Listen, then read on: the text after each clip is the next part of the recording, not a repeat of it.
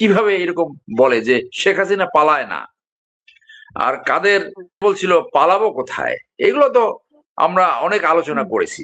তো পালিয়েছে, পালাবার পরে Indian foreign policy towards Bangladesh, যে বাংলাদেশে তারা একমাত্র বন্ধু ভাবে আওয়ামী লীগকে।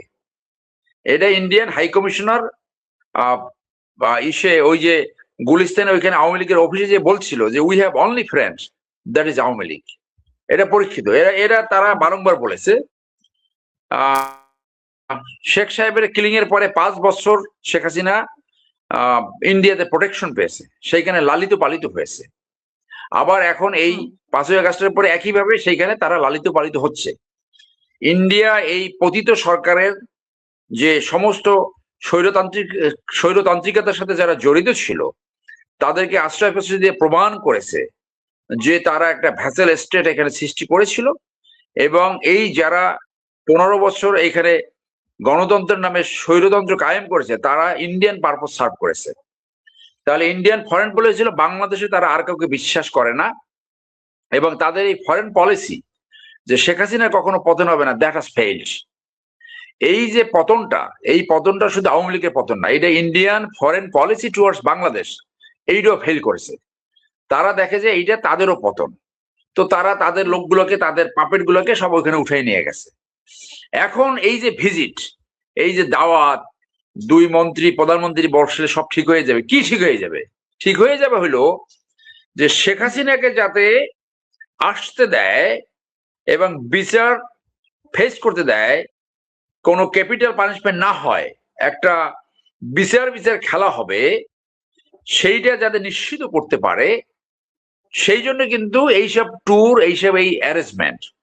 তো সেইখানে পতনের প্রেক্ষিতে আওয়ামী লীগের এবং ইন্ডিয়ান ফরেন পলিসি, বাংলাদেশের তাদের যে পলিসি সেইটা পতনের পরিপ্রেক্ষিতে তারা they have taken A backseat. এখন তাদের পলিসি হলো যে কিভাবে আওয়ামী লীগকে পুনর্বাসন করা যায়, this is their main agenda. আর ওভারঅল বাংলাদেশে তাদের ফরেন পলিসি হলো বাংলাদেশকে লুটপাট করা। স্বাধীনতার পর থেকে যে লুটপাট শুরু করেছে, এটা আমরা একাধিকবার বলেছি, হাজার হাজার ট্রাকে আর্মামেন্ট থেকে শুরু করে ভেসিন পর্যন্ত তারা বিভিন্ন ক্যান্টনমেন্ট থেকে চুরি করে নিয়ে গেছে। আর এই গত 15 বছরে বিলিয়ন বিলিয়ন ডলার নিচে একদিকে, আরেকদিকে বাংলাদেশকে ইমপ্লয়েডলি, এটা এক্সপ্রেসলি বাংলাদেশকে তারা গভর্ন করেছে। কে সেনাপ্রধান হবে, কে আইজিপি হবে, কে এই মাদ্রাসার প্রিন্সিপাল হবে, এই যে রাডার স্টেশন, এইগুলো করে ভার্চুয়ালি তারা বাংলাদেশকে কমপ্লিটলি নিয়ন্ত্রণ করে ফেলছিল।